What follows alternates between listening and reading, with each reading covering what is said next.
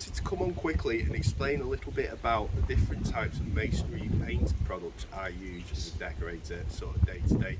You may notice I've written the blog above. There are some products on that blog that aren't in this video simply because I can only go off what I had in my stores at the moment. So apologies as well about the state of the tins. This is the first one I wanted to show you.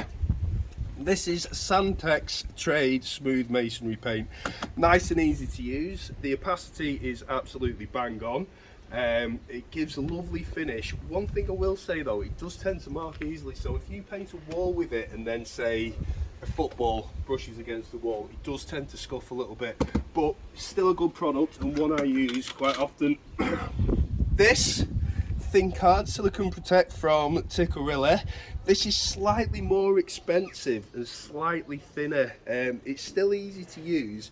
The opacity isn't quite as good and it dries quite quickly, which to be honest makes it a bit of a pain to apply via brush and roller. But the reason I like this paint is when I'm spraying, this sprays better than any other product on the market, and the finish is absolutely unreal. It's a real deep matte finish, absolutely luxurious and one that I love.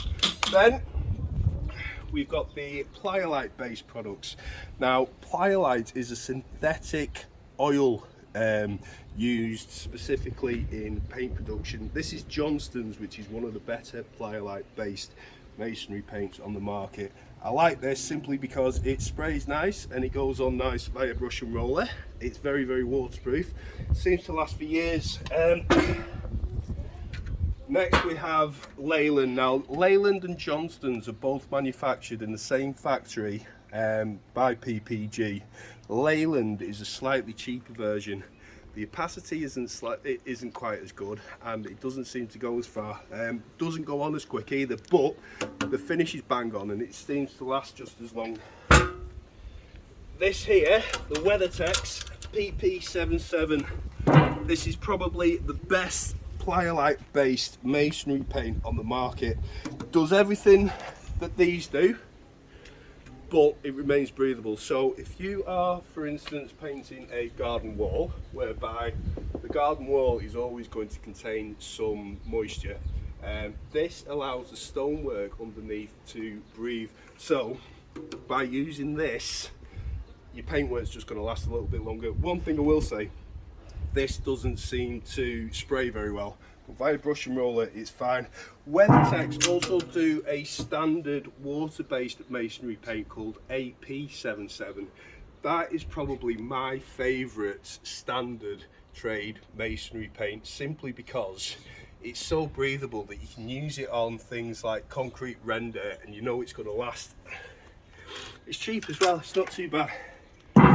Sorry, it's quite heavy, that one.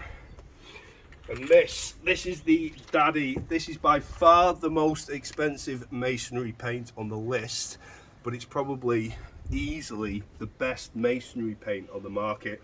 This is in a completely different league to everything else that I've just explained. It uses something called hydrophobic technology to make it water repellent. It's very, very cleanable and it's very, very it's self-cleaning and it's very, very breathable. It is expensive.